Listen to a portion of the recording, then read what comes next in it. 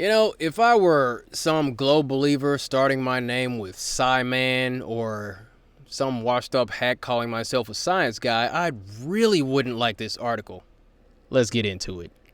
Here's an article from The Atlantic. Science. Several U.S. states, led by Florida, are flatter than a pancake. This article is from 2014. It says geographers in Kansas look for the country's plain truths. I like this already. In 2003, the Annals of Improbable Research released the results of a study that was not so much groundbreaking as it was ground-battering. Kansas, the tongue-in-cheek analysis found, was flatter than a pancake. The researchers, Mark Fonstad, William Pugach, and Brandon Voigt, used polynomial equations to calculate the flatness of the famously flat state and discovered that, as compared to the topography of an IHOP pancake, it was indeed flatter than a flapjack. Their finding was not incorrect, meaning their finding was correct. Parts of Kansas are, in fact, flatter than a pancake. But the study's focus on Kansas, it turns out, was also misleading because there are states, 6 of them to be specific, that are even flatter than Kansas. The states flatter than a pancake, you could say, could be served in a short stack. This latest flatness finding comes courtesy of geographers at the University of Kansas who just published a paper titled The Flatness of U.S. States in Geographical Review, a peer-reviewed journal published by the American Geographical Society. KU professor Jerome Dobson and his colleague Joshua Campbell, who works at the State Department's Office of the Geographer, conducted a geomorphometric analysis of the contiguous United States, a measure basically of the nation's lumps and bumps. To do that, the pair developed a method of reckoning flatness, creating an algorithm that would allow them to develop a comprehensive estimate of states' relative pancakery. I just love how they're making up words here. Their focus was human perception of flatness. Since the point of the study, Dobson told me, was largely to combat public perceptions about Kansas's flatness. Those perceptions translate, he says, to public perceptions about Kansas' boringness.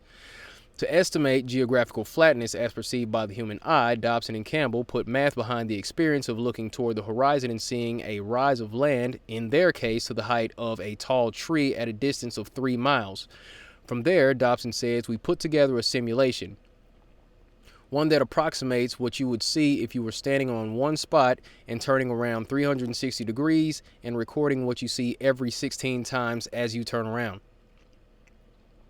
Once they developed their algorithm, Dobson and Campbell processed elevation data gathered from NASA's Shuttle Radar Topography mission for the contiguous U.S., 48 states, and the District of Columbia.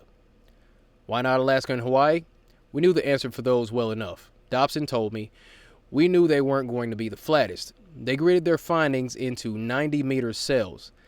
They then categorized each cell as not flat, flat, flatter, or flattest. It was a lot of computation, Dobson says, because we're measuring every 90 meters or every 300 feet across the country.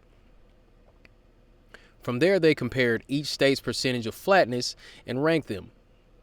The top 10 flattest states, per their results, and ranked according to their total flat, flatter, and flattest designations are Florida, Illinois, North Dakota, Louisiana, Minnesota, Delaware, Kansas, Texas, Nevada, and Indiana. In other words, Dobson says, what we're seeing is the percentage of Kansas that is flat is a lower percentage than that of Florida. While the list offers a ranked percentage of the state's area in the flat, flatter, and flattest categories, you can see a rank of states according to the flattest category alone charted on the map above. So why do this work? Why focus on the flatness in the first place? For one thing, there's a novelty of it. People measure mountains and hills all the time. I'm not sure anybody has purposely measured flat before. Oh yes, we have. Oh, we definitely have. Dobson says there's also the fact that perceptions matter, not just culturally, but also economically. For those who think this is a frivolous study, it's important because it really does affect people's perceptions, Dobbs notes. People don't apply for jobs here because they think it's flat and boring. There are also more practical concerns, Dobson says. Detailed data when it comes to land's flatness and slopes can help determine where, for example, to place infrastructure like wind farms. And there are, should you be looking to start a wind farm, lots of places in Kansas that would fit the bill.